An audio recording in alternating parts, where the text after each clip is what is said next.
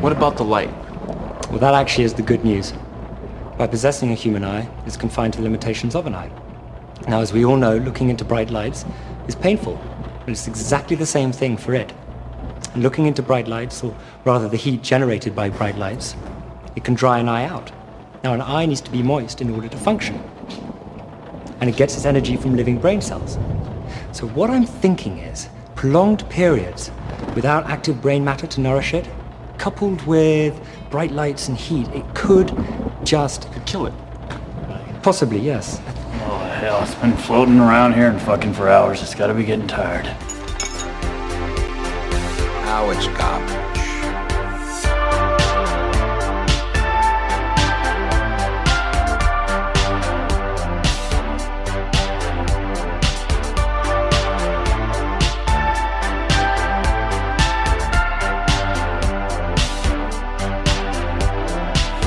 Just another movie night. Hello, everybody, and welcome to our show. We are Just Another Movie Night, and I am Scott, and with me is a traveler from the 8th dimension, Joe. Wait, are you sure it's the 8th dimension and not like the 4th or the 7th? I mean, it could be the 5th. We don't know. Hey, you know what today is, Joe? Talking trash. Talking trash, indeed. Oh my This is God. our show to review, spoil, crap on, debate, and give second chances to the hated, the lowest rated, the much debated, and often forgotten flicks on the internet. All while asking the question, is this the worst movie ever made? And if not, what is? Because here on the show, we truly believe you can't review film unless you know what the worst is. Let's see. It's July. And we are watching a new theme of movies suggested by our friend and listener Beck over on Instagram at This Girl Loves Horror, and her movie podcast called The Girl and the Gay Podcast. And she has chosen killer body parts as our theme. So tonight we are watching a movie with the tagline that states simply, Terror Vision.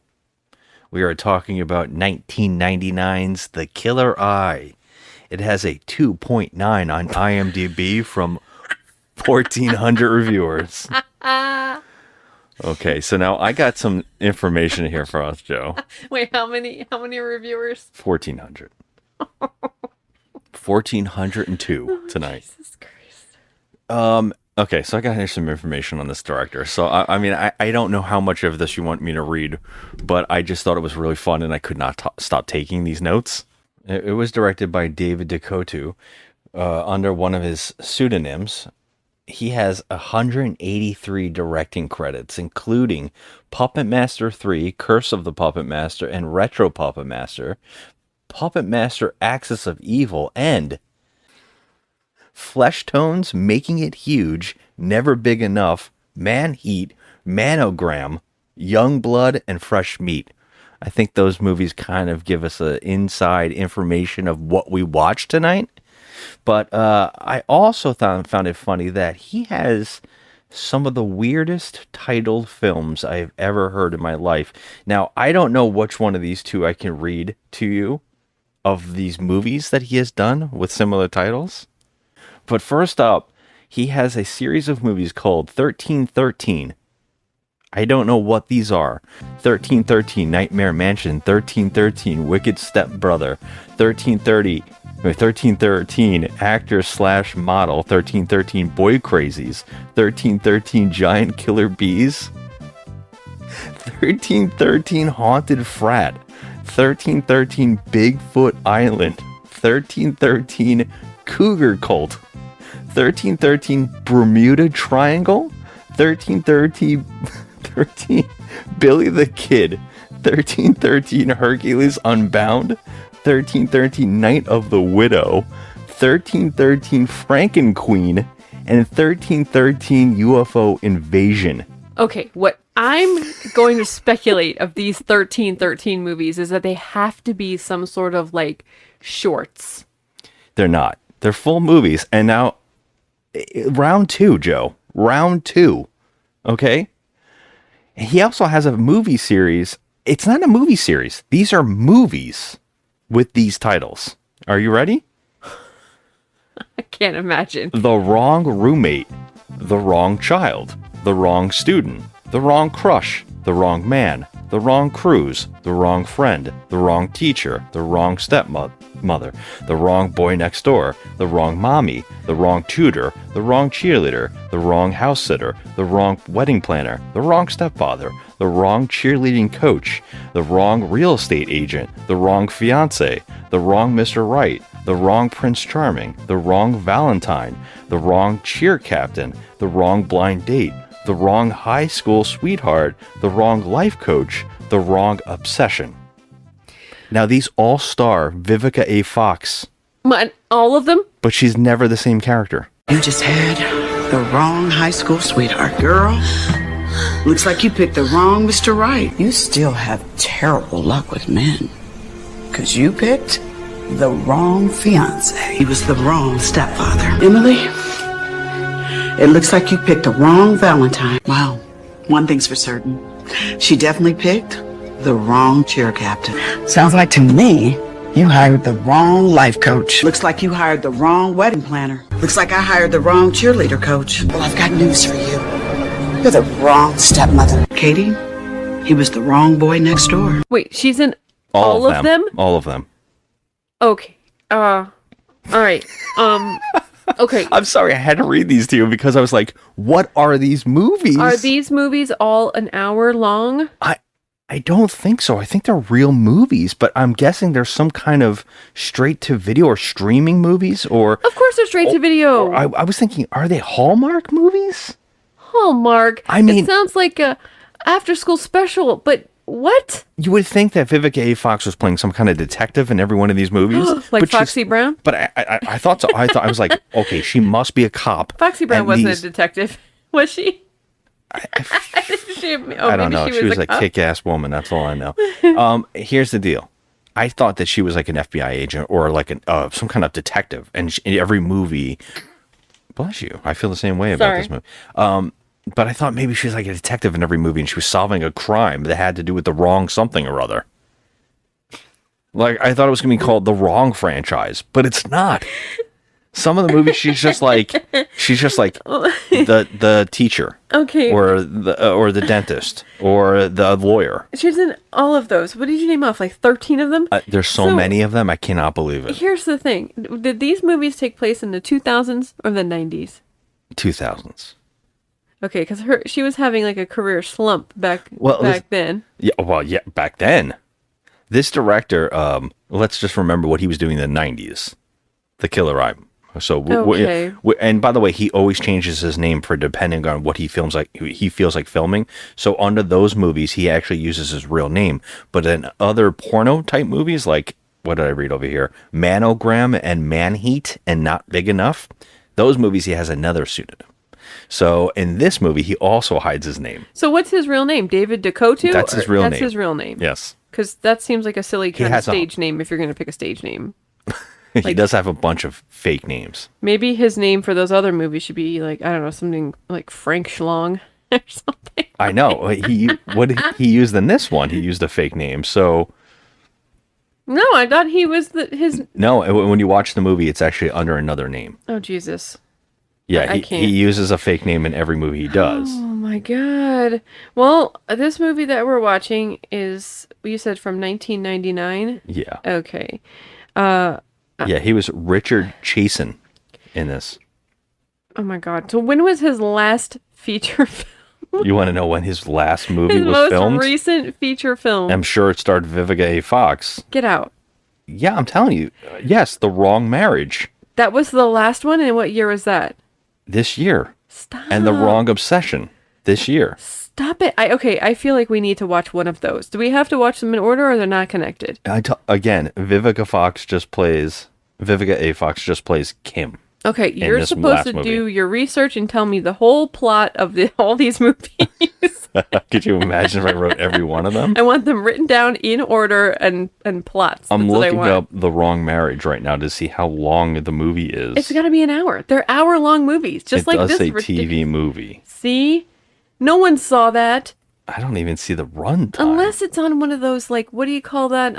20 people saw that movie. Oh, God. Not Lifetime movies, but like one of those, like, Oxygen movies. Is oxygen still a network? Wrong. So wrong.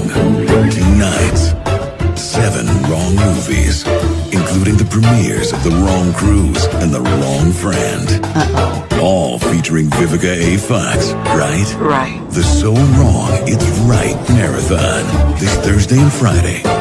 Only on Lifetime Movies. Oh my god! I just found this one on Tubi that he directed called Fatal Fixer Upper. Oh my god. This fucking guy. Okay, he's a terrible director. I'm sorry. Okay, this movie was 1 hour long. This movie.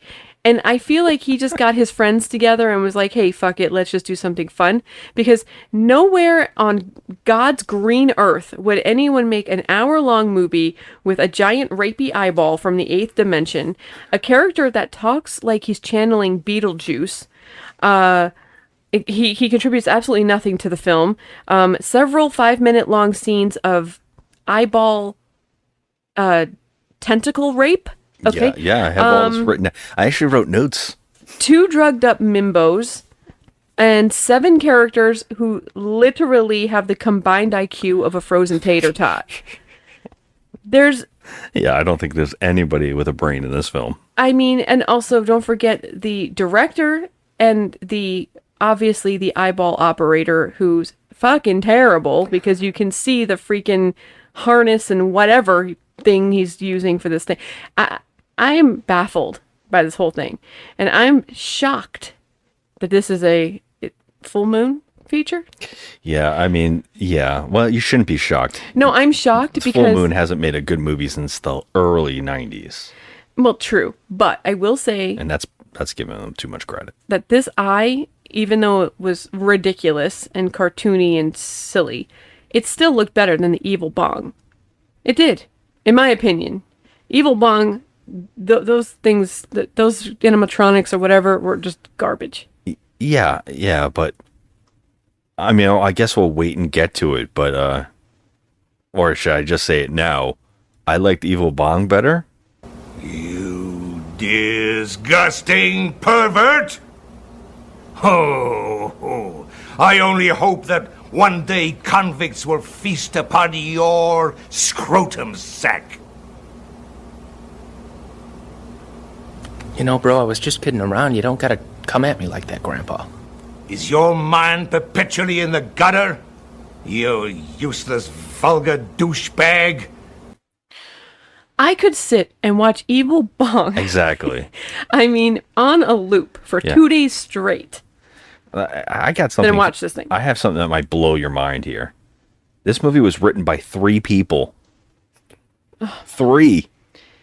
One of which is Neil Marshall Stevens, who is responsible for the Full Moon Turds, Head of the Family, Puppet Master Axis Termination, Retro Puppet Master, Curse of the Puppet Master, Blade the Iron Cross, Hideous, and other studio films like Hellraiser Deader and the 13 Ghost remake. What? This guy wrote the 13 Ghost remake. Okay, well, we hated that movie. Anyway. Well, I know a lot of people do love it. It's probably mostly because of Matthew Lillard and some I don't cool hate ghosts. it. I don't hate it because of I do love him. I don't. He's so hate it. over the top in the movie. He's though. always Even over he the knows top. He is. He's even over the top in Scream. He is, doesn't make apologies for it, and that's why I really love him. But Yeah. I will say that I'm baffled that it took 3 people to write this trash. It's only an hour long. I wonder what that means. Like I was trying to look it up. Who wrote what? When I'm like gonna was there say- different scripts? I don't know. No, there's no script. What they did is they smoked a lot of weed, and they got together in a room and ate some snacks, and were high as a kite and came up with this concept. And then they just kept throwing ideas into the freaking There is no movie middle of here. the table. Like, oh my god. Let's try to get into it. But one more thing to say before we even start talking about this movie, in quotations, it stars Jacqueline Okay, Lavelle. Jacqueline Lavelle as Okay. Rita. Okay, she is usually my favorite character in Full Moon movies, like turds like Hideous and the Head of the Family movies. She plays the badass in all those but she usually doesn't like to wear clothes because in real life she's a nudist. But But it's funny because when they wrote the script and they brought it to her, it called for her to have sex constantly and be naked all the time in this movie. And she said to them, I don't want to do it. So they had to change it and do none of it. But then she followed this film with movies called The Key to Sex, and I shit you not, Joe, Women of the Night. Shut up. I kept referring to her as, what did I say? A slutty, something or other. She's going through the 90s eyebrow crisis that you were talking about, by the way. Yes, she definitely is, but she's also going through some other kind of crisis in 1999 because this movie, her acting was, it was just awful. Oh, yeah? You better tell your new buddy the eyeball hair it's gonna be awfully hard for him to take over the world with one of my 3-inch spike heels sticking out of his yucky fucking face. It was awful. Yeah, she has amazing lines of dialogue like, What else do I want? How about sex? We had sex last Thursday. Jordan, I told him we got married. I need attention. or, Does somebody have something to say? Somebody who, I don't know, might have been doing some eye experiments? The dialogue is so bad. oh my God. I just wrote some lines of dialogue and I'm just laughing at myself for writing them. Oh my God. Well, the one girl that's in this movie, I've never seen any of these people in my life. But she plays Jane in this. She's naked, full frontal. I mean, you could see everything. Yes, this is the other woman in this film, and I have to say I have information about all these people, but I mean, well, not really, because there's not much information out there. They don't even have pictures on IMDb. She has a 2-minute treadmill scene in this movie where, and a slow mode walk into a shower while she also gets. Well, I'm just gonna say. Are you gonna say why she also gets eyeballed? Is that what you were gonna say? I didn't. I actually wrote down optic nerve finger blasting. Jesus Christ! I have no words for any of this. I wanted to talk in order about this and talk about it, but yeah, this woman never worked again. Let me tell you. Remember, I made mention to you this woman. I kind of felt like bad for her. Oh yeah, a little bit, big time. Because she probably didn't realize right off the bat what she was getting into. Yeah. And then when she did, she's like, "Fuck this biz. I don't want to be on this." When you look her up, it actually says known for The Killer Eye and The Killer Eye featurette. Oh my God, what? Yeah, isn't that sad? Oh Lord. To even do, I can see why you would never work again after this movie. I would go into hiding if I was a part of this. Okay, so let's talk about this movie, okay? My God. This movie starts off, it's one of those movies that starts off with a title sequence that goes on for too long and tells you, it's like the end credits in the beginning. That's pretty much how you know you're in for a shitty movie. The only time that ever worked was in the old movies. Mm-hmm. You know, like the original 50s, the 40s, where the movie started with the credits at the end and they would just say the end at the end of the movie. Now, you can't do that. Nobody wants to sit in the theater and see a title crawl in the beginning of a film. You kind of give me something and then give me a title crawl. It doesn't work. Maybe 7, movies like that. But this movie starts with this, and the font is so awful. It's made something me, I made my for free eyes on my phone. Yeah, it made my eyes go a little nutty. But yeah, I feel like these kind of things, those like the title crawl and the long openings, which a lot of these full moon movies have, the long openings. It's one of my pet peeves. Yeah, especially since nobody wants to read these fucking names. People came here for a softcore porn horror film, which is what this movie is, and it's not good on any of that, but nobody wants to go, oh my God, title, I don't care about this, I want to forward.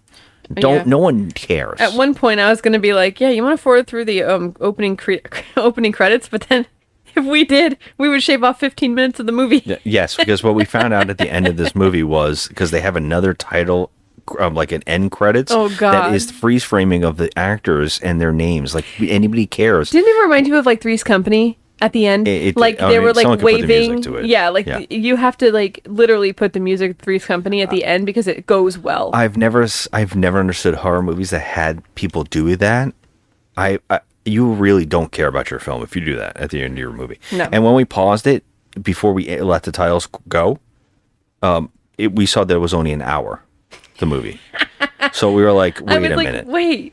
And if you break it down, it's literally multiple 5-minute finger rubbing, like, imagine a woman rubbing a sausage on her nipple for 5 minutes straight. There's 5 of those. So, yeah. I mean, I've never, like, I was just saying, like, when I was talking about this actress, and I do feel bad saying this, but I can't help it. I'm just going to be honest. The one actress that never worked again after this in film, I said, wow, like, oh, this is such a shining moment for her. I mean, to have to be completely full frontal naked with a multiple times sausage like running up and down your boobs and in your peach. Almost. It never went that far, but it was almost. There. Yeah, it was always trying to rub into the. It was trying to figure out a way to get into the underwear, but it could never do it. I know, but the scene in the shower where it was like molesting her, and then it went down there, and you could see all of her bits, like every flap and everything. And I feel like we're giving away the whole thing. We should talk about what we're even talking about. Oh my first. God! All right, the plot of this movie. I'll tell you. What the plot of this movie we have to go because we have to talk about the things that are terrible about it in order. Like, I mean, we have to discuss There's them. just so much terrible. Yeah, but after this title crawl starts, we have a male prostitute that looks like Justin Bieber shows up He in this. looks like Ryan Phillippe. Oh wow, that's interesting. He's He like does. 5 years old. I mean, like he looks like the young Justin Bieber. He's even dressed in a wife beater, and his underwear are exposed, It's and he that has a 90s, handkerchief out of like- his back pocket. You know what? He could look like Eminem. That whole entire look. That. I said handkerchief, like it's not a bandana. It's a handkerchief. I said. Oh my God! You just aged yourself. I mean, did I? Everything I say is an aged myself thing. But I will say that he shows up and I guess he just walks into the set, and I guess we should talk about the set because this is what we were staring at the most during the movie, and we were discussing while we watched it, which we normally try not to do, but this time we couldn't help but point out the flaws. So what's going on in this set, we could only describe is that they had some kind of loft that was a giant loft. Or it's some kind of set, but I can't imagine anybody built stairs for this movie. Okay, everything is made of paper mache. No, there's and no way plywood. These no, stairs not are the real. stairs. The stairs are real. There's definite concrete on the floor, which makes me think this is some kind of. But okay. No, it could be a rented out warehouse, okay? And then they built that shit in They there. could not. They didn't. There's no way they spent money on building things. Maybe the apartment scene was an actual apartment, but the rest of that crap, there was like almost like that construction. I think it's a giant loft somewhere. I don't think so. They had something we have. I guess we should point out is the laboratory in this movie is in some kind of brick room. Now, what we couldn't unsee is that there's a plastic sheet in a half moon structure against a wall. The whole wall is a giant half moon that's sheeted off. So we know that's either a window or in the next scene in another apartment, or where it's supposed to be another apartment down the hall, they keep saying, although there's 2 stories. So it's not really down the hall. I don't really understand how that's working out. When they go over there, the bed is against another half moon sheeted off thing. So I kept saying, I think this is facing the laboratory room and they're blocking it off. But now I'm starting to think it's a window and they didn't want us to know where they were. Now, I'm going to 100% disagree with you. I'm going to say that there probably were steps there, but they made it look like, so like it could be like an industrial warehouse that they rented out that actually had a room at the top that was like an office or something. Absolutely, that made but it not look wood like stairs. Why not? They didn't build that. If it was a warehouse, that, it would be a metal staircase. Well, what if it was already there? I'm just saying, this set is Sorry, made guys, out of... this is all we're going to talk about. We're going to talk about sets. I mean, literally, this set is bubblegum. There's nothing holding this shit together. This is definitely a place, and the only reason I say that is because there's weird things in the room that they didn't remove, but they had to cover up, and I couldn't stop looking at them. So one of the things is in that second bedroom apartment, apparently, where the bed is against the wall. In the background, there is a makeup table that's against the wall where it has the you've seen in every movie where there's like a famous person looking into a mirror at themselves and putting makeup on. It has those light bulbs around it. Yeah, it's a vanity. It's a giant vanity against the wall. Now, it's in the wall. They couldn't remove it, and the reason I know that is they realized that the camera would be in the mirror too much, so they just put pictures all over it. But they left the light bulbs and everything on. So they're using it to light this section of this movie, but they didn't remove it, which makes me think they couldn't. So this was definitely used for something. I don't know. I mean, Yeah, you're making valid points. However, there's a lot of stuff going on I can't stop looking at. I'm like, what? Where are we? They keep showing an outside on the street, like archive footage of a building, which looks like the building from Chucky, in the first Chucky movie, where the girl falls out the window. Excuse me, she gets pushed out the window. Look, I'm on Chucky's side here. She fell. It's funny. Every time we talk about Chucky, I look up at him. You know what I'm talking about, though? It does look like archive footage of the front of that building. It does, yeah. But every time they do it, they purposely are showing, like, two of the windows are turned, the lights are turned on, and we're supposed to think this is where the movie's taking place. Yeah. Now, here's something I don't even think you thought about, but I'm going to point this out because I couldn't unsee it during the movie. There is a thunderstorm going on, and it does not stop. And all I kept thinking was Poltergeist, when they say you can count the flash and you can count the thunder comes. That's how far away the storm is. And then, like, the scary part is the thunder happens, like, instantly, and so the storm is on top of the house. So in this movie, there is never ending lightning and thunder. Every time they show the outside of that apartment building, there's nothing. I didn't even notice that. Every single scene has a thunder blast and lightning flashing, but there are no windows in the entire movie. That's hysterical that you noticed that, because I was busy looking at these actors and what was going on. I did not want to look at them. I mean, I was appalled. It was next level, but all right, let's talk really quick about what's going on in this plot, because we need to... No quick. No, we need to talk about this plot. No, the plot is very bare bones. We have a scientist who, the actor, we couldn't figure out if he has this real voice, but I've only seen that he's in 2 other movies, and I couldn't find any information about this actor. So he's supposed to be British in the movie. Apparently. And he's playing Dr. Jordan Grady. And he hires a little, like, street urchin. He's a prostitute. He says, you can pay me, I can have sex with you. It's the same price. He offers the sex, but he hires him to participate in an experiment where he puts, like, special eye drops in his eye to allow him to see into the 8th dimension. So this movie, it poses that this guy has made drops and a telescope that could see into the 8th dimension, that it does something to your eyes. But when he puts these drops in this guy's eyes, his wife walks in the room and distracts them all. Yeah, so this have a fight. Yeah, they have a fight because he's not pleasuring her the way she wants to be pleasured.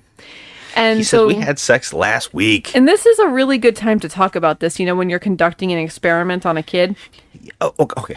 There's so much, because apparently she's funding him so he can get a grant for his experiments, but he has to produce them first, so she's funding them. They got married, and I kept going, where's her money coming from? Yeah. Because she not only owns this giant loft building area, they also are paying for a couple to stay next door who is working for him. Okay, yes, because the guy that's next door, his name is Morton. He and his wife are staying there, I guess, because he's helping with the experiments. However, I don't know how he's helping with the experiments. He's his lab. He's like the Igor. Igor. You get it? Igor. I see what you did. So, yeah, he's that guy. And he brought his girlfriend with them. No, they're married. They are married now. Yeah, they're married. I thought they was a fiance. So what happens is, I guess he's trying to conduct this experiment, and the kid puts the eye drops in the kid's eye. Is it one eye or both? Because it seems like he puts it in one. Okay. And then maybe it's both. It looked like both, but he while they're fighting, it starts like irritating him, but he ends up looking into this telescope that were never explained. Is the experiment the eye drop, or is the experiment the telescope? Well, here's the thing. He's supposed to have the eye drops so that when he looks into the telescope, his eye will see into the 8th dimension. But why does it need a telescope? This is the plot of this movie. It's not a telescope, by the way. It's more like what's that called? What do you call it? A microscope? Oh, thank you. It's a microscope, but he does look into it. It looks like a telescope. It looks like one of those huge telescopes at the planetarium. Yeah. Yeah, it doesn't even... Planetarium. It actually looks like a harpoon gun. Yeah. It looks like he's looking into a harpoon gun. And when he looks into this thing, I guess they're trying to tell us that he is infected by something from the 8th dimension, because there's a line of dialogue in here that says... Oh my God, let me look at this. You're saying that kid poked a hole to the 8th dimension with his eye? That's actually a quote. He does, because what we get to see in a shadow is a giant eyeball. His eyeball in the shadow is bursting out of his head when he is making orgasm sound effects. And when we see the eyeball that has come out of him, it is the size of what's a good thing for the size here, because it's like a giant balloon. It's a huge balloon, like coming a birthday out, balloon, like a big one of those huge ass like birthday balloons that you get at like Party City, and it has a giant optic nerve hanging from it, and it floats. And it literally does it float or walk, because it has like those tentacle things. That's the optic nerve I'm talking about. The optic nerve, and then it literally. It's like 7 feet tall, this thing. It's huge. And this came out of this kid's head. When they show this kid's dead body, it's only like a little red spot on his eye. Yeah, like he's missing the eye. It came out. A giant eye just came out of his entire corpse, and it didn't burst his head open? No, it didn't burst his head open at all. Just a little wound? So I was like, oh, he's fine. But I guess we should also explain this, that the pupil of the eye is obviously green screened in, and what they green screened in is some kind of like electricity? Green electricity. Yeah, you know what I was going to ask you about this it's floating all over the place, by the way. In the quotes, air quotes, special effect. This is the special effect. Was this a TV screen eyeball that had because it's got to be green screened in, because every time it moves around, and I guess it's not green screen, but maybe in camera, like they did it somehow, because every time the eyeball moves, it never matches up. The lightning keeps shifting side to side. Yeah, so it's like green lightning like zapping all over this eyeball. So it's definitely, they want you to know it's from another dimension, because in other dimensions there's like green lightning, not zapping. The flying eyeball. Yeah, it's also at certain times you pointed out that it has some kind of pink like electricity going throughout it.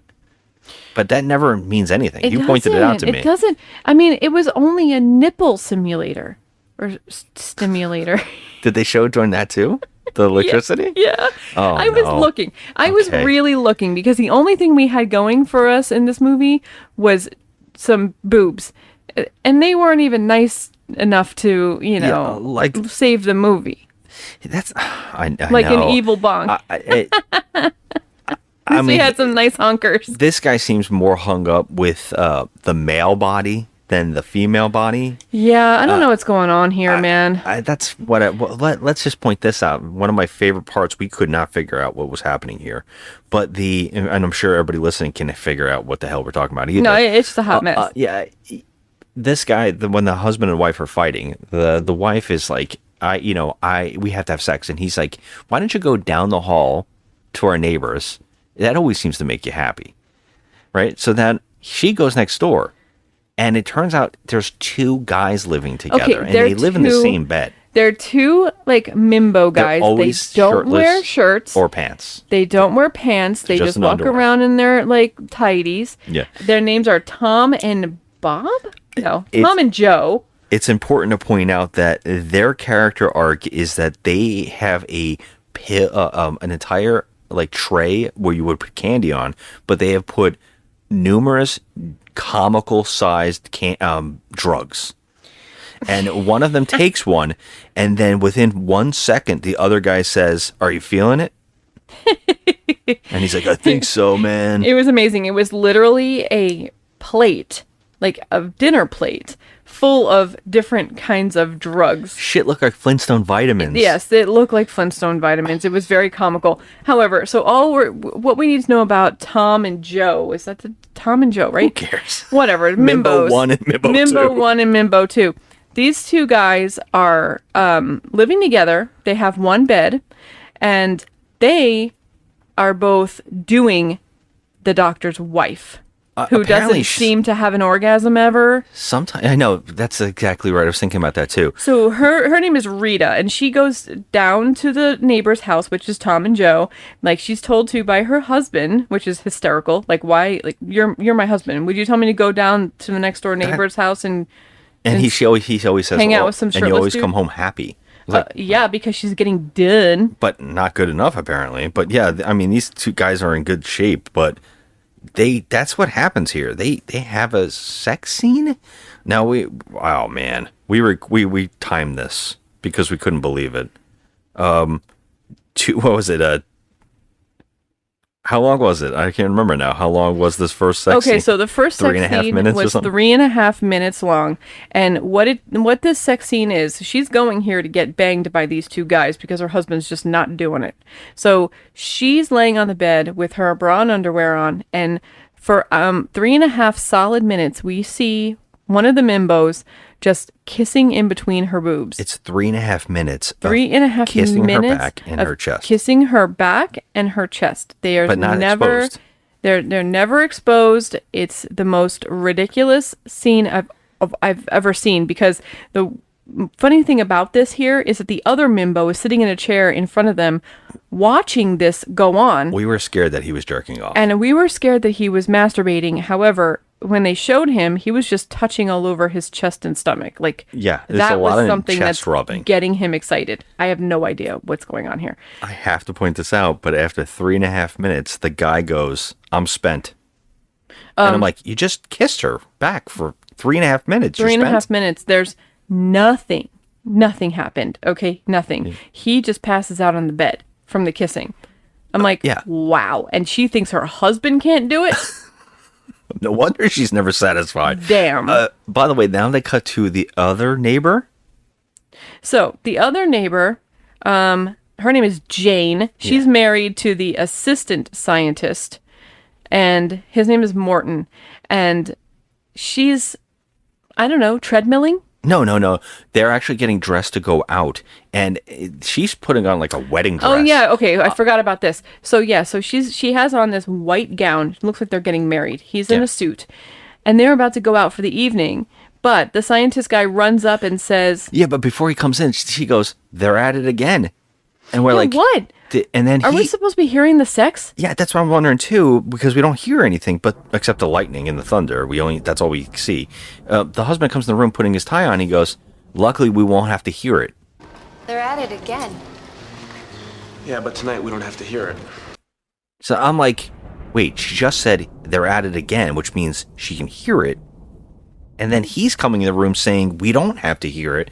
I'm like, what is happening in this movie? It couldn't be sex. It couldn't be sex that she's hearing, because he literally said, "I'm spent," after kissing her for 3.5 minutes. Exactly. Yeah, and they couldn't hear that. There wasn't any penetration. They're literally on a different level. Right. So it made me think, are they talking about hearing the husband and wife fight? Because that wasn't that loud either. No, but that scene wasn't even happening at that moment. Yeah, and so I guess the husband and wife, the whole thing here is that, I know that's true, how it's edited. But the thing is that the husband and wife, I guess he never gets to take his wife out because he has to go work for this guy all the time. He's very demanding, doing the science shit. So he does come in the room and stop him from going out. First of all, let me just say something. This guy literally just walks into their apartment. Walks in. They could be naked. And he asks, have you seen my wife? You just told her to go down the hall. Yeah, your wife is underneath one of the dudes. Yeah, how do you not know? You just sent them to another apartment. Yeah, this is next level. It's just so bad. And then so he tells the guy, Morton, "Hey, I need you. I know you're going out, but I need you right now. I need your help because there's a fucking dead body in his goddamn lab." He tricks this guy into moving a dead body with him by saying that it was a cadaver that he got. A cadaver? And then he with dressed a wife beater on? He said, I dressed it so it didn't scare the wife. It's still a dead body. It's a dead body. I don't think dressing it up would make any sense. He helps him move it. Yeah, and he's like, why is he missing an eye? Oh, it might have dissolved because I put drops in it. No, Doesn't he say that? No, at first he says, this is even funny. He goes, oh, I guess he died by one of those gang shootings in the eye or something. That's right. And He made up some story about him dying. The guy's like, it kind of looks like the eyeball was pushed out. Yeah. How do I know what happened to his eye? The guy came like that, didn't he? Probably lost it in a knife fight with Boxcar Bob over a pack of cheap smokes or whatever these street kids do nowadays.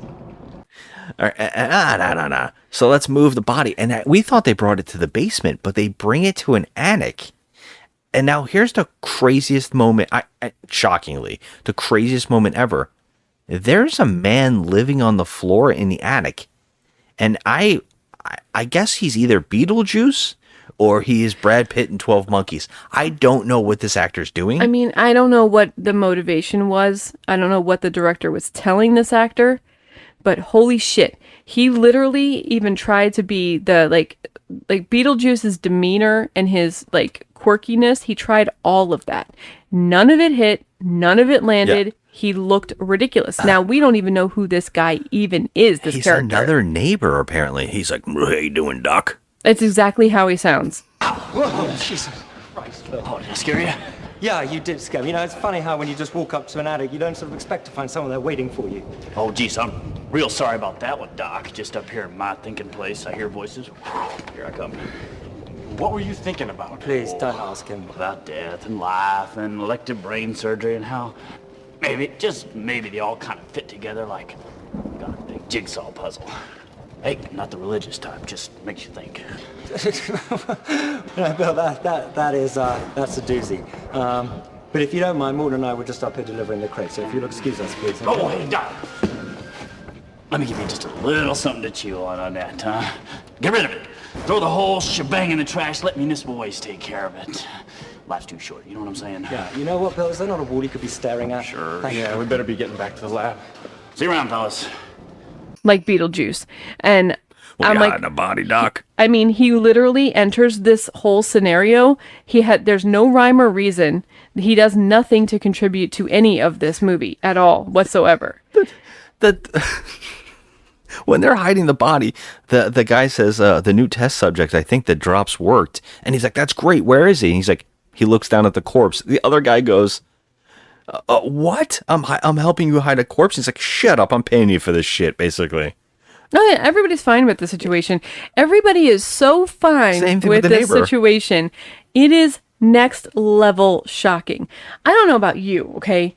But if I was in bed with two dudes naked and I felt something on my body and it felt like a huge earthworm. Oh, you're talking about the sexy now? Yeah, I just need to talk about this. I would open my eyes. This bitch doesn't even open her eyes once to see what is on her. Yeah, because after the kissing happened for 3.5 minutes, they all fell asleep. Yeah, and something must have gotten done because she was completely naked. Yeah, now she's suddenly naked, and I'm guessing this was a cut sequence, but I don't think so. They're just all sleeping. She's in the middle. And the giant eyeball, and by the way, this is one of those movies that has giant air vents. Of course it does. This is a definite... I think this should be its own subgenre of horror films. After watching that movie we watched with the guy who's crawling around in the vents, yeah, I'm like, this is just the thing now, isn't it? Every movie we watch is going to have a giant air vent where people can crawl around. It's just astounding seeing as how this eyeball is at least 7 feet tall. And it can open and close air vents. Well, it has tentacles. Apparently, its optic nerve is like a finger, too. I don't know what's happening. It's the optic nerve. Yeah. There's several though. There's several of them. Well, it's a whole dangling nerve system. It's an optic nerve. It's a freaking tentacle. I mean, it's a tentacle. That's what it looks like, but it's supposed to be the nerve endings. Oh my god! So look, this thing it's flying around. It goes and it does what we couldn't believe this movie was doing. It goes under the sheets, and it nerve blasts her. Like, let's say it. Like, it goes to town on her. But the tentacle, the little sausage, flies all the way up to the face, and it's rubbing. She's sleeping. She's holding, rubbing, and having it touch her face. Now, this is literally like a huge earthworm. That's the only way I can describe it. Now, she's got Tweedledum and Tweedledummer sleeping next to her. We know that they don't have body parts that would resemble this. Okay? Even if it's a penis, why would they be putting their penis all over her chest after they had sex? And That's also, number one. It's not slimy and flippy. And it's not slimy. It's not, I mean, there are some skinny penises. But it could be limp. I don't know, but I What don't does know she what she's think? thinking. But I think she's still sleeping during the sequence. This is her. That's sleep. impossible. She's literally getting impaled in her lady bits, and she's Sleep just. twiddling. I don't have any words for this. This scene goes on for 5 minutes. It goes on for 4 minutes 42 seconds. One of my favorite things I pointed out to you is that it's clearly they probably had to paint it again real quick because maybe the paint was rubbing off every time they somehow bent and used the tentacle because it's leaving marks on her body. We can see that there's like paint marks all over her. Yeah, I could not stop pointing them out to you. I was like, it's either that or they cover up her tattoos, but she doesn't have tattoos. No, like literally, So- this is the shit that it's like next level shitty filmmaking when you spend less time on the star of the movie's, like, you know, paint job and appearance, and you spend more time on a rapey scene for no reason. Well, that's the whole movie, right? So, I mean, that's it. That's the whole movie. This giant, it paper mache eyeball. I guess we should say this. The one guy wakes up, and this is the first time we get to see it use its power, where it shoots a little lightning blast into the guy's eyes, and it just makes him fall asleep. Yeah, so here's the power of the eyeball I don't get, okay? Wait, none of it makes sense. This is supposed to be the killer eye. Yeah. Okay, it only kills one person. It comes out of the kid's head, At the end, it kills multiple people. but then it doesn't kill anyone else after that. It doesn't. Yeah, it does. Oh, It kills 3 people in this movie. 4 people. I guess I guess the zapping, I guess it is. Like, but they're not dead. They went to the 8th dimension. Is that what you're taking from it? I thought they were Yeah. just disintegrating. No. Didn't he zap them into the 8th dimension? No, because the other guy jumps into the telescope. We're cutting Okay, ahead. let's cut that out. Let's cut that out. You have to cut that out. So, like, this guy, look, he falls back to sleep, and she wakes up. Well, the other guy, they kind of wake up, and the eyeball jumps into the air vent and escapes. The one guy thinks he sees it, but he strikes it up to being high. Right? So they just get on with that. Now, the scientist talks his assistant into just, like, letting things go by saying, and I wrote this down, there was a dimensional flux to the 8th dimension, a giant flux. And the guy's like, whoa, I'm in. I don't care about the corpse. Okay, first of all, can we just talk about how does this doctor even know anything about any 8th dimension? Okay, how? Now, this is an eyeball experiment on, what did he say, depth perception?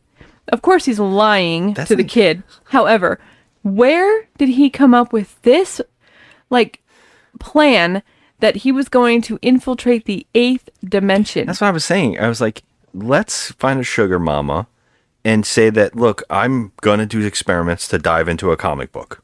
I'm just going to say it can happen. I want it to happen, and I'm going to make it happen by getting a telescope and eye drops. This movie feels like a student film. I keep saying telescope. I know. Well, it is a fucking is a telescope. giant It's telescope. huge. Yeah. But like this, it feels like a student film. Now, it shouldn't be.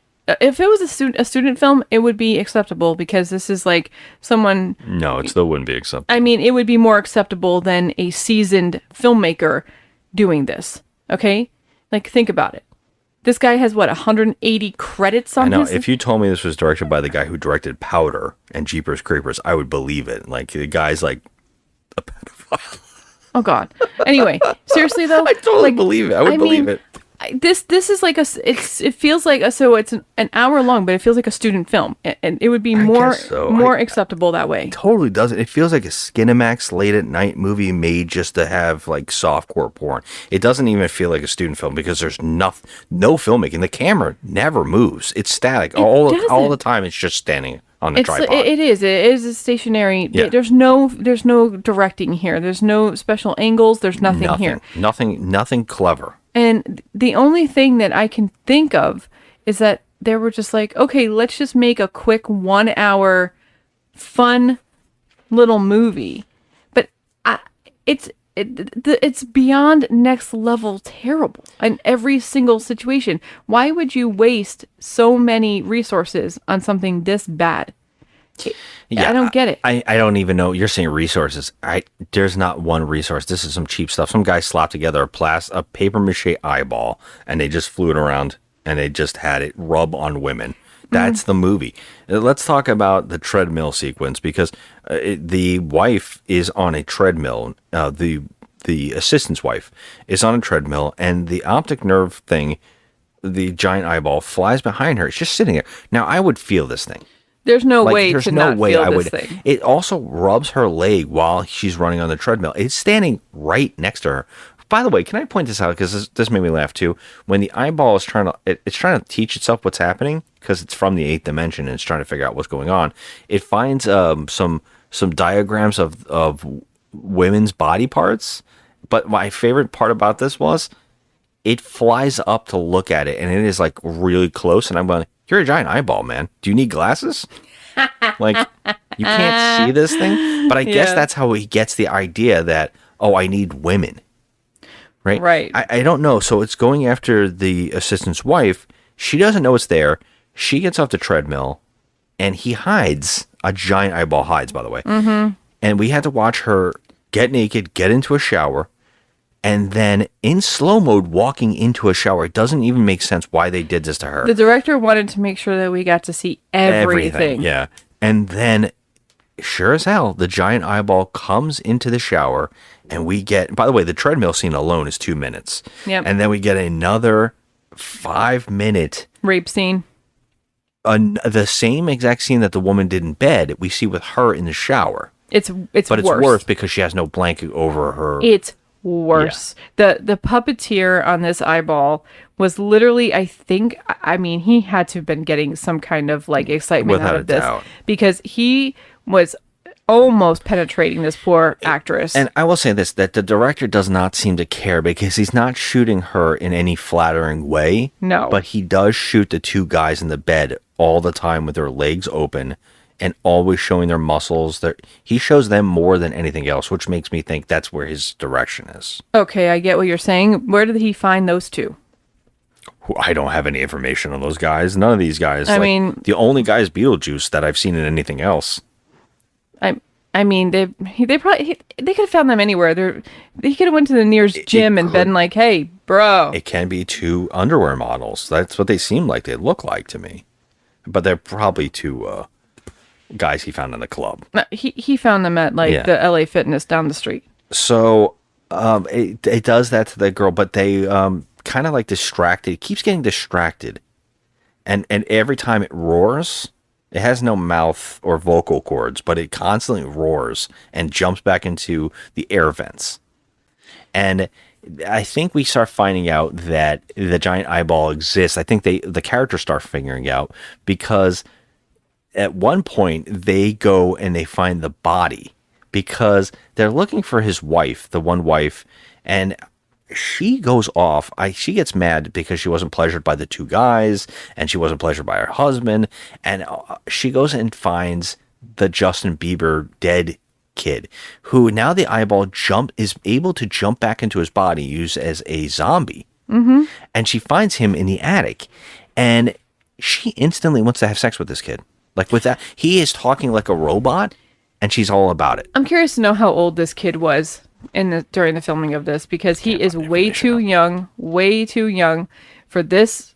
This character is just a straight up hoe, and she just wants to have sex with everybody in this. Yeah, she's like, you know what? Oh, he's like, I over and over. And she's like, yeah, you, don't worry. Oh, you're shy. Let me take care. And she gets like behind him. They come and they see this. And at that moment, they flash like a flashlight on while she's trying to have sex with him. She's like rubbing all over his body. And it scares the monster. And the kid drops dead again. Yeah, the eye comes back out, doesn't it? But then we see that the eye comes out, but we have I guess they're looking for the monster all over the house. The assistant, the lab, the scientist, and Beetlejuice. And the three of them are looking for the eyeball so they can get rich, like a rich scheme. And by the way, Beetlejuice has like blackmailed the scientist into saying, I won't say anything about the corpse, but I want in on it. When you get famous. Right. So the three of them are looking for the monster to see if they can capture it so they can prove the eighth dimension exists. But they find his wife with the thing and the body falls and they say that kid was dead. Oh, I think he took angel dust, and sometimes angel dust can make a body stand up. I have no idea what they're talking about here. But my favorite part is Beetlejuice goes, hey, Doc, and I wrote this one down too. Hey, Doc, what about that flying giant eyeball over there?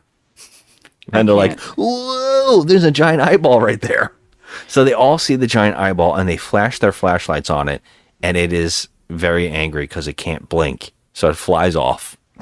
And they're like, oh, lights bother it. My God. Well, he's alive. Well, maybe he was pumped up on drugs or something like that. That's good. Drugs. That's good. But he could have been. It's like angel dust or something like that. Sure, right? angel dust will do that every time. He can pop him up with angel dust, and you get someone who. Whoop, you just whoop. Hey, Doc, isn't that the guy you killed and stuffed in the crate? Listen, this is nothing I can't handle. Believe me. Oh, hey, Doc, what about the big son of a bitch and floating eyeball thing? What? Wow. Okay, so we found a way to get rid of this thing. Okay, super. Yeah, but it now jumps back in to it actually possesses. We find out that when it zaps you with its laser beam, it can do multiple things. Sometimes it can possess a person, like the assistant goes to his wife. And while she's in a bathrobe on the bed, he starts like undressing her so they can both fondle each other. So the eyeball can do the fondling again. Mm-hmm. And there's another 5-minute fondling with the eyeball and the assistant and the wife. We have 3 5-minute scenes of this. By the way, all the lights are on in this room. It's very well lit. The eyeball doesn't seem to care. But at one point, he does shut off one flashlight in that room. It does, yep. But it still leaves all the other lights on. And during the rapey scenes, like we have to go through like literally 5 minutes each of these scenes where the tentacles or eyeball optic nerve is rubbing all over the nipples and zapping the nipples with like little lightning bolts. Okay. I'm like, it's a nipple. What is happening here? If I was his actress, I would be so freaking mortified. Yeah. And now it finally gets the idea of the monster to jump inside of an. Now we were very confused, and I don't think the movie even understands it did this, but the eyeball shoots one of the mimbos in the eye, and we see that he's possessed. But what we find out is the eyeball's inside of him now, because we assumed that it just made a second one, but it doesn't seem to be that. It just jumped inside somehow. Yeah. Although when it shot him, it didn't disappear. The eyeball's still standing there watching him. So he uses one of the mimbos as like as his host. So the Mimbo walks around in his underwear and goes to the group meeting of all the people now who have seen the eyeball and says, I'm here to help. And they say, oh, go to my wife. She's sleeping in her bathrobe on the bed upstairs. Go up there with her and watch her. Make sure she's okay. Lock the door and don't let anybody in unless it's me.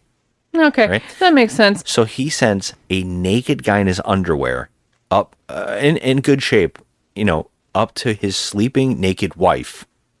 It says, make sure you take care of her. Yeah, make sure you take care of her. Now, it's actually the eyeball.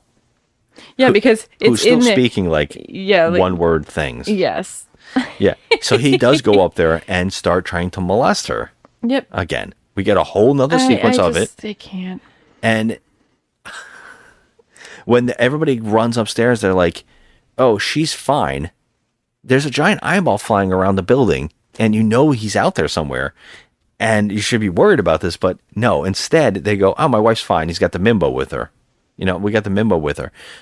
But they finally figure out to go upstairs and check it out. They see the guy. They flash the flashlight on him. The giant eyeball comes out, and he drops dead.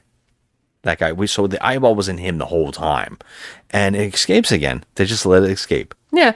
Like, what is your plan? So the scientist guy who obviously created this thing inadvertently, they don't even try to like hit it with anything or try to destroy it in any way. Only one point they do. Yeah, the other Mimbo finds his dead friend and sees the eyeball come out of him. He yells out, "You killed my best friend, you stupid bitch!" It doesn't seem to be growing very weak to me. Jane. I'm okay. Well, it's not any weaker because she's got a recharge from Joe's brain matter. What's that mean? It means your friend's brain has been sucked dry. Is he gonna be okay? He's dead, you moron. But yeah, that guy later on does try to punch the eyeball when he sees it again. And he's instantly shot and killed by the eyeball. He's like disintegrated. Sometimes the eyeball can just disintegrate. That's people. The thing. Okay, so this is the first real kill besides the, a kid dying with the eyeball. So he zaps him with some sort of green, like, laser beam. Like he did before, but now it makes people explode. They're not exploding. That's why I think that they're like phasing out. That's why I think they're going to another dimension. They look like they turned into a light source. That's made me think they got killed. No, they look kind of pixelated, and it seems like they're going to a different realm. I don't think they're dead. I think they're zapping them into the 8th dimension. That's the whole point, because it makes sense for the end of the movie where we're getting to. Well, I think maybe we should point out the fact that we're told in multiple times that the eyeball is a hermaphrodite and that it needs a woman. But they're like, if it's a hermaphrodite, can't it just have its own babies? They're like, I must need a host to give birth to its eyeballs, and that's why it's going after the women so much. And they're like, why won't it go after the men? Right. And he's like, well, we don't know how to explain that. Like that's because it's a male director. Yeah, but I don't know. They keep trying to explain that, but yes, that's the whole point. It's male writers. Yeah, they know that men want to watch women being molested, but by an eyeball, I don't know. Say that again. No, they're selling this to a market of people, young people at night who want to watch softcore porn. Yes, but this is not softcore porn. I mean, it's virtually softcore. I mean, if you call getting molested by an optic nerve, if you call that porn or sexy in any way, there's something wrong with you. I agree. But we are edging towards the end of this godforsaken hour-long debacle.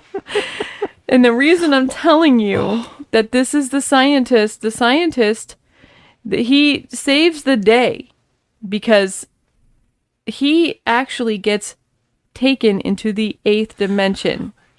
That's why I'm saying to you. Okay, that's not true at all. That's not what happens. Yes, it is. No, the scientist actually turns on everybody and actually tries to sacrifice his wife. And says, "I'll be a great husband to you. All you have to do is be the sex slave of the eyeball race, because the eyeball shared information with me telepathically and told me that they are trying to conquer our dimension and they want to cross over, and there's a bunch of eyeballs. They all look like," he goes, "Wouldn't it be great if there was a bunch of these little guys flying around?" Yeah, no, it wouldn't be great. No. So I have a big question just impregnating here. And raping all the women? Yeah. That kind of thing? I have a question. No. I have a huge question. I need this explained. Why are they eyeballs? Why is there a lot of eyeballs? This is what I'm going to say. I'm going to try to explain this away. Just hear me out. This scientist has been working on this eye drop. This eye drop is supposed to see into that dimension. Yes. Right? It has nothing to do with the monsters on the 8th dimension being eyeballs. I feel as though because he's utilizing the eye drops and putting them into the eye, it's somehow channeling that power and making the eyeballs come to life in the 8th dimension. But what they tell us here, and we know that's not true, is that they tell us that this eyeball that crossed over was the first scout of the eyeball army invasion from the 8th dimension. And when we actually get a glimpse into the 8th dimension, which is a CG nightmare of flying eyeballs, and guess what? In front of a pyramid. You get it, Joe? The seeing eye. Oh, the seeing eye. On the pyramid and the money. Yeah. I was like, wait a minute. The only reason it's an eyeball is because he put the drops and it looked into that 8th dimension, so the thing crossed over into his eyeball and is controlling the eye. They wouldn't be eyeballs. What if the sphincter saw into the 8th dimension? Like what if they were dropping drops into your asshole and you put that on the telescope and looked into the 8th dimension? Would all of the monsters be in the 8th dimension be assholes? I mean, giant all of them fucking asses. Yeah, I would say that would make for a better movie. A bunch of assholes walking around, paper mache assholes. I mean, what? I think that would make for a better movie than this. 3 people wrote this? 3 people wrote that I'm telling you. The invasion of the eyeballs just so happened to be because this guy put drops in an eyeball. It just so happened that they're actual eye monsters? And, well, they all 3 took acid. They sat around and they came up with this concept. Why would they even want to invade? Why would you want to go to a place? And by the way, when they show that where the eyeballs are in the 8th dimension, it's a desert. So there's sun. They would dry out. Exactly. Is there any liquid tears or the 8th any dimension like is just a desert? What do you call that? Freaking eye drop Vicine. What? They'd be just shriveled up eyeballs. Oh my god! I just dried eyeballs out didn't there. think about this shit at all. Do you want to know who's thinking about this shit? We are. Only thing way too much. Oh, here's what I want to think about too much because all I want to do is talk about sets. Did you notice the end table in the husband and wife's house? No, I Next was to too their busy bed? looking at this ridiculous eyeball. I couldn't stop looking at things like this. There was a giant speaker, like an old speaker you would have in your house, a surround sound, but like you know, like when they first came out with surround sound in the house, but it was just a giant speaker.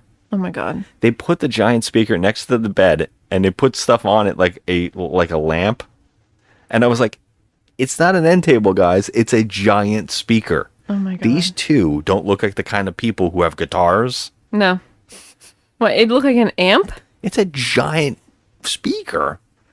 No. Well, like, what would you do with that? And why would they have it? You're questioning that in their when bedroom? There's 2 guys sleeping in one queen size bed. If they with had a that, it would make vanity. sense. But they're not supposed to be a couple, but they share this one tiny room. There's no kitchen, there's only a bathroom, and there's a vanity built into the wall for 2 guys. Now, I don't understand that reasoning whatsoever, but can we talk about how you think that the lab is brick? That is not brick. You That think is that's like a fake? sheet of paper. Yes, I it's don't think gone it is. over the wall. I actually think it is real brick. No way. No way. There's no way that they faked any of the set. All they did was wheel in some stuff that they had laying around. One of the laboratory equipment pieces was a thrown out on wheels like dresser. Did you see what they also had in that lab? You know, just because they had to make it look, labby. I was trying to stare at everything. Did you see that they had one of those strobe light things, those colorful strobe always. lights that you buy at And Spencer's? test tubes. Yeah, you could buy one of those at Spencer's, like, with the lights on it that Yeah. turn. Yeah. Yeah. That. Because, nothing says lab like a strobe light that turns like a disco party. Was it one of those electricity ones, the static ones you put your hands on? No, they always have couldn't those in afford those that one. That one was $59.99 at That's Spencer's. true. They couldn't afford that. Oh my God, Spencer's. This movie literally had a budget of about $14. Most of that went to the main actress who showed her boobs. Two of them, they split it, $7 a piece, and that's your budget right there. I guess we should just wrap this movie up and say, hey, the eyeball zaps Beetlejuice and kills him too. And they turn on a floodlight on the eyeball, and he's like, I I have to leave this dimension. You've beaten me. And before he can go back into his dimension, and by the way, we don't even know how he gets there. Did he always have the power? The scientist says, "Take me with you," and jumps into the telescope and goes into the 8th dimension somehow. Although he has never taken those drops. No, because if he had taken the drops, his eyeball would be popping out of his head. So we can't go there. But how would he jump into the... I don't even understand. I love at one point they're like, we opened up a pocket. You mean he ripped a pocket into the 8th dimension? What I think happened... Through his eyeball. What I think happened is the eyeball was beaming out, okay? Beaming out with some sort of cosmic power, okay? And as he's beaming out of this dimension... the scientist jumps in with him. Yeah. Let's not forget the immortal classic line in this movie. Don't look into its eye. Okay. Joe looks at me and goes, that's all it is a giant fucking eye. How it's just an eye. Where are you supposed to look? Where are you supposed to Don't look into its eye. It's a 7-foot eyeball. It's literally a 7-foot eyeball. Look at its optic nerve. Where are you supposed to look? Look at its sausage finger. It's sausage finger, exactly. It's like a kielbasa. It was a slimy kielbasa. And that thing was raping 2 women. But so the scientist gets beamed out, but the end scene of the movie is even more fucking baffling. If we sound like we're on drugs, I can promise you we're not. But the end of the movie, you see the 2 women at literally simultaneously holding their bellies. They are obviously telling us that they're impregnated. Now, if there is a second movie, if there's a sequel to there's this, a sequel. We're not doing this, okay? I don't care. Now they're going to have eyeball babies? Is that what you're telling me? I heard that, somebody is at a party at a place in the sequel, and they accidentally open up the 8th dimension and bring back the killer eye. Why? At a party? Are they using a Ouija board I have no idea. Or did they open the fridge and there's Gozer in there? Only me, because I love torturing myself. I said to you, we have to watch the movie. No, I can't. Oh my God. So can I read another line of dialogue that I just love? Yes, please do. At one point they're like, we have to search for it. And he knows it's a giant eye for some reason. He goes, oh, here's a detector. And he walks into the room, and by the way, we found out that before the guy got married, he was sleeping with this guy's wife as well, this assistant. And apparently he couldn't satisfy her either. But she's like, oh, I'm all about you now too. But he has a device, and he goes to her, what do you know about optic nerve feedback? It's so good. She was like an optic nerve feedback detector. I got nothing. I was like, wait, what? But shouldn't he have a grant? I mean, honestly, shouldn't he already have a grant? He made a telescope for the... I mean, no, it's just the fact that this scientist guy married this chick. Yeah, and then she has enough money to fund them. I have no doing what? idea. Because either she's a high-priced hooker. That's what I was saying. Because all this woman does in this movie is sleep around, grope on men, bitch and complain. She's like, when are you gonna give some money? She's literally the worst. I mean, just out and out the worst. And you know what? I would make more sense if she was the one that revealed full frontal nudity. Oh my God. It would make more sense. I felt bad for the actress who had to do that. Oh my God. I mean... I guess this is the question I have to ask you. Is this the worst movie we've watched yet? Oh, Jesus. It is one of the worst movies I've ever seen. I don't know if this is worse than the Star Wars movie, but I feel like I would watch the Star Wars movie. But I feel like this one's easier because it's so short. I mean... That's all I gotta say is this isn't... I mean, the thing about the Star Wars special is that it's 2 hours, and this one's only 15 minutes. Okay, this movie... okay, I think the Star Wars special was longer, wasn't it? It's 2 hours. I don't know. It feels like it's 3. That movie's really tough to watch. We've seen that movie a few times. Oh my God, you want to know something? It's 2 hours. An hour and a half. Yeah, okay. I was going to say 2:40. It literally felt like That's it was crazy. 4 hours. It was out of control. But anyway, this film, I mean, I got to tell you. Yeah, we have Rocky and Bullwinkle at number 2. This is this is... if this isn't as bad as Star Wars, I mean, I don't even know. I mean, I don't think it's going to push Star Wars out of the number one spot. I don't think so either, but it was close. This is the closest we've come. This is the closest we've come to one of the worst things we've ever seen. I mean, I've never seen such a bad movie. I mean, I feel like teenagers in high school could make their very first film and do a better job than this. This is atrocious. I was setting up a bad joke, but we're way past it now, so I can't do it. Yeah, this is. I mean, there's not even a question. This is a straight one. It's a straight one. There's nothing redeeming about this. This thing, like if we sounded like we were drunk talking about this, I wish we were. We should have been. I'm so mad at us for not getting drunk for this. I know. Yeah, this okay, can I just make a statement about full moon features?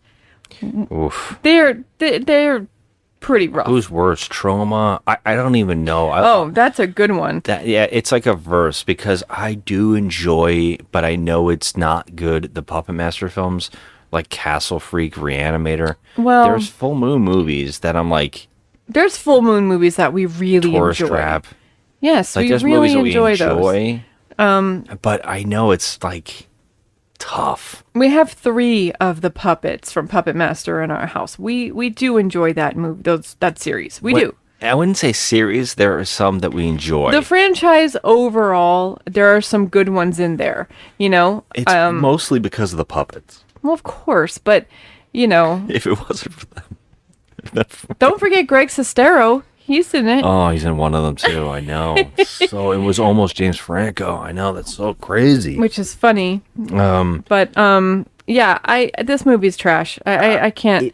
I don't mean to insult the actors, but damn. Yeah. You know, I don't want to. I'm not an actor, and I couldn't do any of that. But I was reading about the main actress in this movie, and I was reading that she had a family. And, she has a daughter and everything now. And she moved to Florida. And I think she's back to trying to get into acting. But she really desperately wanted to get out of these movies. And tried to... She's like, I work to get up the ladder. But I just can't get from the bottom, So she kind of gave up. She had had a family. And I read that she said to... I guess in an interview, she was asked, has your daughter seen any of your movies? Oh, my God. And she goes, well, my daughter knows that I'm a nudist. But she says, I did show my daughter Head of the Family. And she's naked in that. And she wears a vest and she's naked in the entire movie. She just sits there on desks naked. Oh, my God. And she goes, my daughter was mad that I was naked so much. You think? Yeah. Just hope your daughter never watches any of your other movies like this. I mean, it's crazy. I don't know. I mean, so she was born in 1974. So she was young when she's doing nude modeling in 1995. Yeah. And when she was in like 150 magazines by 96. So she was super young doing that. And she made videos for Playboy and Penthouse and all that stuff. So she actually had work. So it wasn't like she didn't work.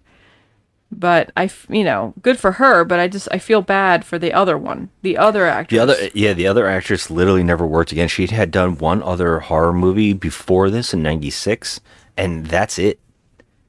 That's it. The guy that plays Beetlejuice, he was in I think the movies with her. I think he was in Head of the Family as well. Oh, okay. I recognize him because he looks like another actor. Mm-hmm. But yeah, it's crazy. I mean, wow. I don't know what else to say. I mean, just listening to my own self talk about this, I feel like I'm dizzy. It was just a big, hot train wreck. It was a mess. It was just a mess. It's terrible. I don't know what else to say. And as far as like killer body parts go, I don't know. The killer eye, when you think of the title of the movie, The Killer Eye. Yeah. How does one begin to have a killer eye? Like what, besides what the eye did in this movie, what would a killer eye do? It's not like it has hands. Yeah, I know. But I will say this though. it did have the optic nerve. It could have wrapped its optic nerve around a huge butcher knife and just start slashing motherfuckers. I wish. And if it did that, that would be more amazing than the shit that we got. So we tried to look. We when we were told this theme, and you guys got to do killer body part movies. I was like, we got to do one of each kind of body part, right? So we found these ones, and I said, I know for a fact that the crawling eye, a giant crawling eyeball movie exists. Mm-hmm. So I know this eyeball thing is, but we literally could have done brain films because we have seen a lot of brains attack people in films. And the same thing goes, what can you do with a brain? Well, it's just like, telepathy. But the eyeball's like the same thing. It's like, I could just look at you. Mm-hmm. Wow. Yeah. It's just like Stephen King, like, look at this. A killer finger that flies around the room and pokes you. Like, I mean, it's funny because they did have options, since this optic nerve could actually like molest somebody and it could do something, like grab an object or something and kill somebody. Like, it could have been a killer eye in a much more entertaining way. I'm just so shocked that they went eyeball and we're like, you know what, eyeball, we gotta have sex with it. Like, why? I got nothing. Let's just... Shouldn't they have called this movie Eyeballing? They should have, right? On that note, it's been wonderful. And I'm going to head out. They should have called it Eyeballing. Thanks for tuning in. Look, we only have Beck to blame for this debacle. She did not pick this, okay? You, sir. Of course. Picked this. I had to search killer body part films, and we have seen some. Okay, so the ones we have already seen, I was like, we haven't seen the killer eye yet. Okay, well, this is on Amazon. It can be seen. Yep. Seen by everybody.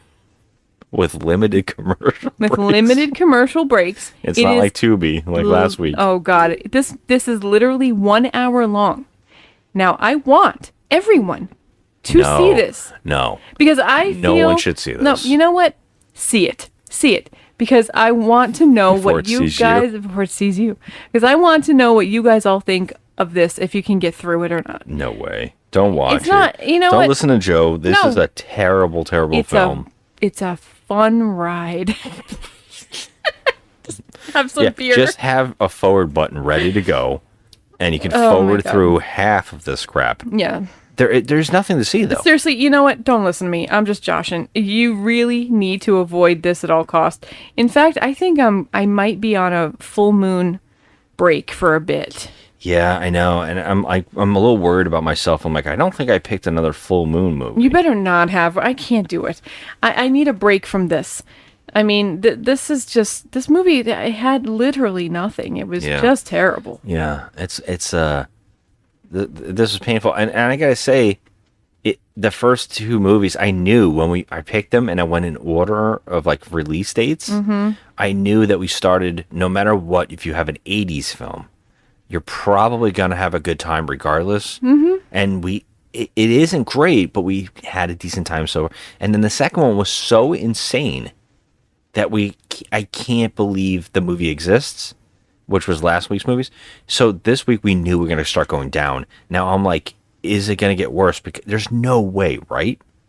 It can't get worse. There's no way. I mean, I know the next ones are at least, look, if you're going to have a molesting movie, at least the next one is a penis movie. Oh my God. Right? I think the next one is the killer penis film. Oh my God. We'll be doing.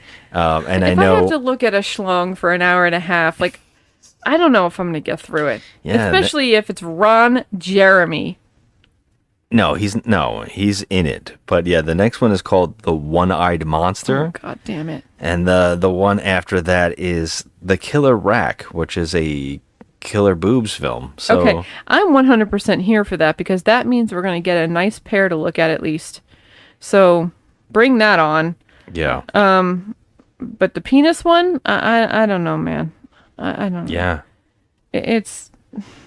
Is the little penis hole going to open up and swallow somebody? I'm thinking it's an alien shaped like a penis. But I would say that I can't imagine they're going to be worse than this film. Because I wouldn't even call this a movie. This isn't a movie. Yeah, this isn't. This is something that someone gives you pirated. It's like, check this stupid thing out my cousin made. And the people on the Vegas Strip, hey man, check out my movie. Check out my movie. Check out my demo tape. Tim Bones, check out my movie. I'm an aspiring filmmaker. I got an eye on you. All right, so that's all we got. That's it. I can't do it anymore. We can't do it. You're not even going to read. I'm just going to point this out. There is a 1 and a 10, but my favorite, there are a lot of joke 10s, but my favorite one was someone wrote, "Ay caramba." And I was like, perfect. I can't do the reviews. Perfect. I mean, it's a joke. This movie is just... It's not even worth it. No. Because we agree with them. It's terrible. It's next level. There's some 4s, but there's a lot of 1s. So yeah, I have to agree with them. It is awful. I just can't bring myself to read a single... There's not one thing to like about this movie. No, not a single thing. No? Nothing. Okay, on that note. So anyways, thanks for listening, everybody. Have a good one. No, seriously. Yeah, that's it. That's it. You can find The Crafty Misfit on Instagram at The Crafty Misfit. And you could find Scotty at Just Another Movie Night. If you're the cousin who's handing this out on the Vegas Strip, we'd love to hear about it. Reach out on Instagram at The Crafty Misfit or Just Another Movie Night. Until next time, guys, have a good one. Bye. Wait! Take me with you.